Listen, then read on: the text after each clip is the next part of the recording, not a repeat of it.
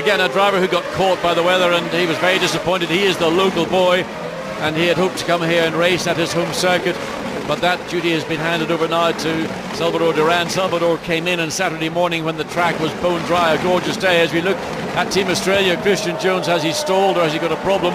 He's certainly left on the line, and he's going to be the last of the cars to make it round a lap. I think they're going to try and bump start it. It's not, well, it looks like he's jammed it in gear. He hasn't, come on, lift the clutch.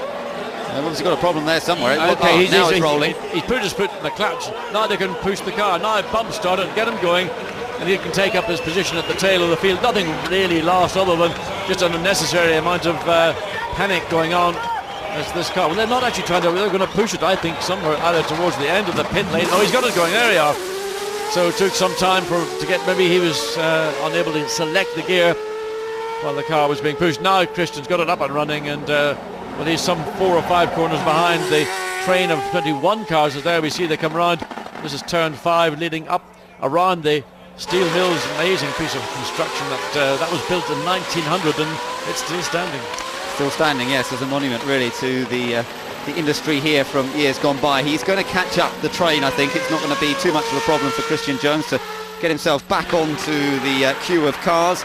And in fact, interestingly, with the 3 new drivers, he's not a new driver, of course, he's done one event before, but with the 3 new drivers joining into the series this weekend, we've now reached the total of 50 different drivers who've raced in A1 since it began. And it was just interesting watching Christian going through turn 5, clearly running quicker than the chain of cars that he's trying to catch up to the end of. He came through turn 5 quicker, and obviously, you know, tyre temperatures have dropped. Cars have been sitting in the grid for 15 minutes, so most of the field 22 cars will have cool tyres. The one that may have a slight advantage is Christian Jones, because he's been able to run the first half of the lap quicker than this part of the field. You can see why drivers are moving around. They're trying to get temperature into the tyre, not just surface temperature. What you need to get is core tyre temperature. The whole tyre, the carcass as well as the surface of the tyre, needs to get up to temperature. One way you can do it is to move around and try and get energy into that tyre, but the reality is it's not going to make a huge difference with a relatively low ambient temperature compared to that we enjoyed on Saturday for qualifying. Now they've got to get themselves into formation here through the last couple of corners and hope to hold that formation as they come on to start, finish straight. Alexander Premat detects the pace and he goes hard on it straight away. They're up to full race speed. Look at Italy on the attack for 3rd. France has the lead into turn 1. 2nd place for Switzerland. South Africa's 3rd. Italy in 4th. And watch out for any incidents behind the Netherlands. Under attack from Ireland, very tight into turn 2. Well, that was a very clean start compared to the usual we've seen here. But now we come into these very tight right-left chicanes. This is into turns 4 and 5. So decidable. That's Portugal, yes, across the grass. The first one we've seen. Yeah, he got squeezed out wide. France under attack from Switzerland there, and South Africa took advantage but couldn't. Now Italy into 3rd. There was no chance Stephen Simpson had of getting that move away.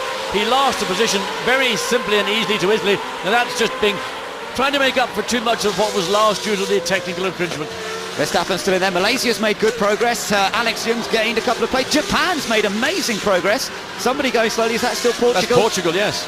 So one or two drivers have made a massive amount of progress. We're on board here though with Brazil, Christian Fittipaldi. So this is down into turn 8. This is the corner that leads onto the sweeper. This is turn 9. This is just about flat out. So look at that, Italy trying to make a move on. Switzerland coming up into turn 10. Easy to overdrive coming into turn 10.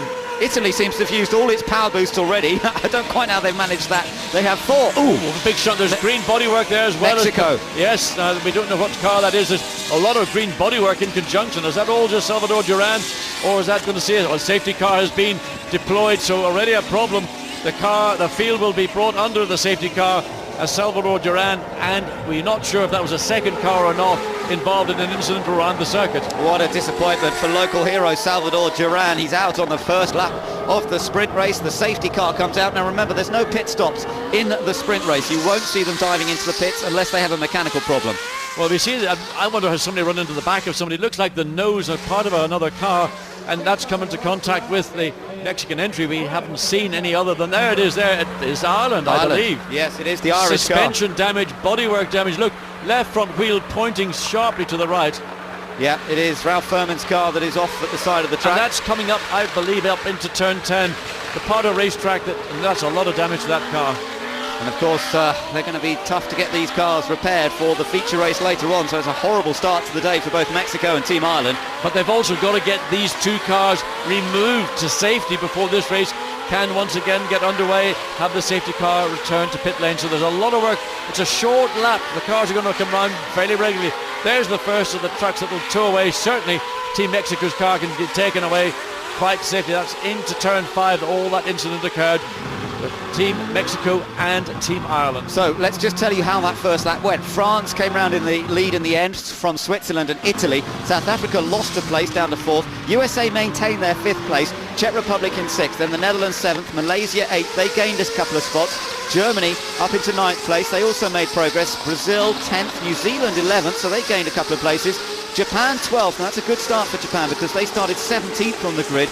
Canada is 13th. Lebanon 14th. Austria 15th. Great Britain didn't get away particularly well. Robbie Kerr currently 16th ahead of Ananda Mikkola for Indonesia 17th. China's running 18th ahead of both Australia and of course Portugal, who went across the grass. And I suspect that the reason why people are slightly out of position is because of the incident involving Mexico. They started 14th, Ireland started 8th. How 14 and 8 get together on a racetrack is hard to judge, but that's what happens on a street track where you've got a very slippery surface. You've got cars with tyres that are low in temperature. As Alvaro Parent for Portugal, we saw him go off track in turns 4 and 5. So that car jacked up, not going to take part any further, we would imagine. No, it is important that he should think about if they can get that car straightened out quickly enough to get back. Here's an incident. This is the restart. Yeah, this is when they started originally, and it was a fairly clean start up front, wasn't it? Italy had a little look at getting past South Africa, but behind there was a bit of action going on. I know that Ireland certainly were attacking the Netherlands.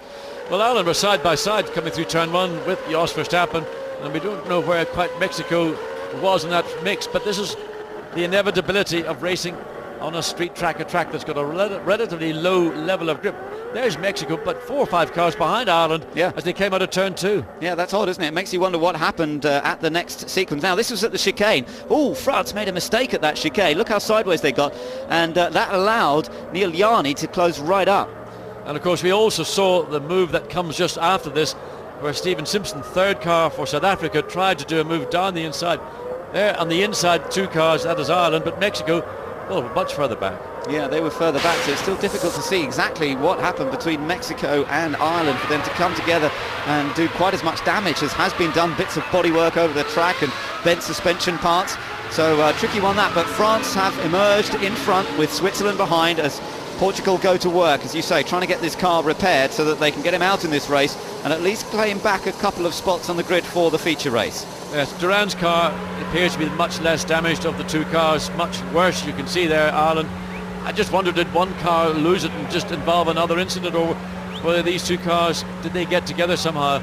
Clearly Ireland's going to have the much bigger task to get their car ready for the feature race, and of course they'll want to get these 2 cars back to the garages as quickly as possible, let Mexico work on their car, but primarily Ireland are going to have to do a lot more work with suspension damage, and well, that's just the tail end of it. We don't quite really see what caused all that.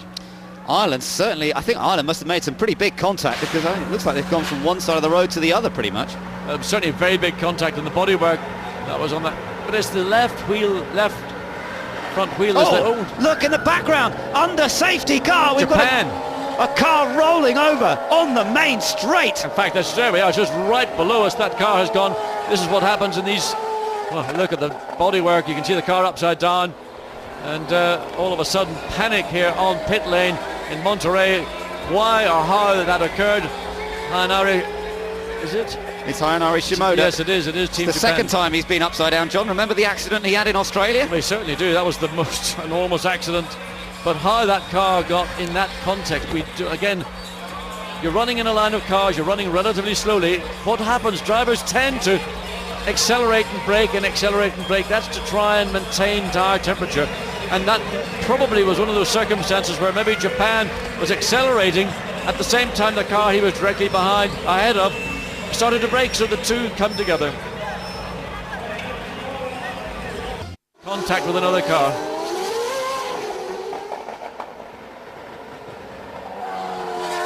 Well, this Mexican round of A1 Grand Prix has certainly started in fairly dramatic fashion. We've seen an incident that we didn't quite spot between Mexico and Team Ireland. I'm just watching, actually New Zealand's just going down the pit lane with its rear light trailing. They may well have been hit by this car of Japan. Have a look, John. This is what happened as they came out of that final corner. It all got a bit bunched up. Well, you see there's Brazil. It must have been New Zealand, in fact. In fact, he clambered all over New Zealand. Somehow or other, he, on the previous lap on timing and scoring, should have been directly behind Brazil, but it appears that he was actually directly behind New Zealand, and it clambered all over the back from what we can see in that replay. There's the gap that appeared. Let's look at it again from a different perspective. Well, yes, it must have been New Zealand's car, but look how many times that's going over, 2.5, 3 times? That's incredible when you think of the speeds that they were doing. They're doing 80 miles not even that, 60 miles an hour down there? Less, I would say, maybe 40. But of course, once the momentum goes, if you are the car in the case of Japan, and we suspect that he may have been on full throttle for a brief period in time, he could go from 40 mile an hour to 60 or 70 miles an hour in the blink of an eye. There's the rear view shot, and still it has to be New Zealand. Incredible how much energy was in that roll, despite them being behind the safety car as they came down the straight there, and it was a huge shock to the system, not only for Hayanari Shimoda, but what must Matt Halliday have thought? I mean, the worst thing is you're driving along quite comfortably, think a bit of a nudge and a bump, and all of a sudden you've got, 500 kilograms of racing car just inches above your head. There is Matt Halliday's Team New Zealand entry back into the garage, back into the pit lane. And is Matt Halliday out of the car? I think he is. Yeah, I think so. But he must have done a fair old bit of damage to the back end of that car. I guess they're just going to have to try and get it ready for the feature race later on. Real drama. So out of 18 laps, you've had 1 full lap of racing. The remaining laps have been under safety car. We've still got the situation of France at the front. And of course, we've still got 2 other cars around the circuit, which were also in the process of being removed. So real pressure being put on the infrastructure here in Monterrey to get these 3, 2 of whom are severely damaged cars, away to safety. The third car being Team Mexico, which looked to be the lesser damaged of the 3, to get those cars back to the safety of the garages and let this race get underway. Probably be another couple of laps. Here's the view again. He clambered. I mean, I think he didn't manage to hit the front. He might have just clipped the nose. But then the sequence of barrel rolls and then slides. We've talked about the surface being slippery. Well, there's an indication of how slippery it is. The car continued to slide with the momentum, the kinetic energy that's involved in any projectile when it loses control. Well, that was astonishing, but I think they've got the car out of the way. They've done a brilliant job actually of sweeping away all the debris that was on the start-finish line, and I think we're going to see the lights going out on the safety car on this lap, so we should be able to get the race restarted. There are still 13, lights are out, 13 to go. Well, there'll be 12 laps to go, of course, when they cross the line. Next time around, it'll be France leading from Switzerland, Italy, South Africa and the United States.